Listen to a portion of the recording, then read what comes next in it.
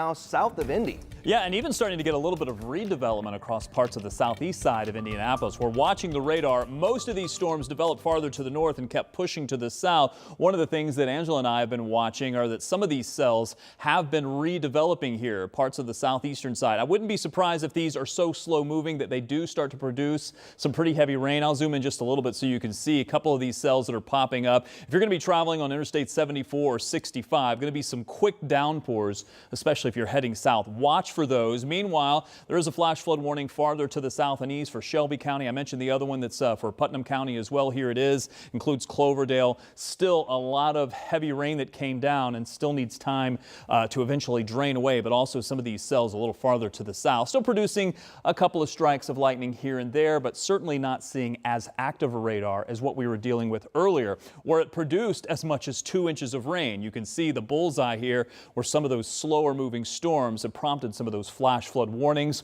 The trend is to see the radar become less active over time. Future Track 13 will show you that. It'll also shift this farther to the south over the next several hours. Now, they are going to be slow moving, so as they do move to the south, there's going to be some heavy rain, those that receive it. If you're north of Indy, I think your rain chances are much lower. They're not zero, but they're certainly much lower. Temperatures will then cool down once we dry things out, and by early morning, we're looking at 30s and 40s in our forecast, and then very quickly should rebound. So with the exception of what's on radar right now, after that, it's a dry forecast. It's a dry forecast all the way through your weekend, including tomorrow, Saturday, and Sunday. So Friday, we do start out on the cooler side. A northeast wind just about the entire day is going to keep the temperatures cool despite the sunshine that we're expecting. And how about this for a weekend forecast? 78 and sunny for Saturday. We'll do even better on Sunday, 79 and sunny on Sunday. Beautiful forecast.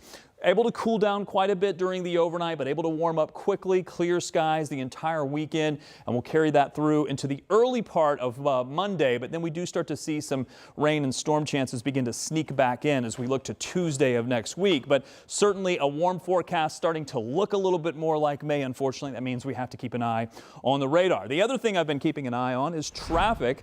Overall, it's kind of the typical volume that we normally see. The northeast side, 465 eastbound near Allisonville Road. Also approaching the south split on 70 eastbound.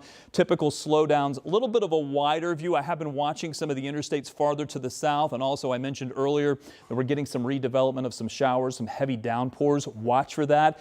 Those downpours that came through earlier that did move through, say, places like maybe Shelby County, also farther to the south on Interstate 65. They produced a lot of heavy rain. Look at the field there. We were seeing that almost completely covered in water earlier. We're still seeing that water sit there, but some of the roadways are going to see some quick ponding before those showers move out.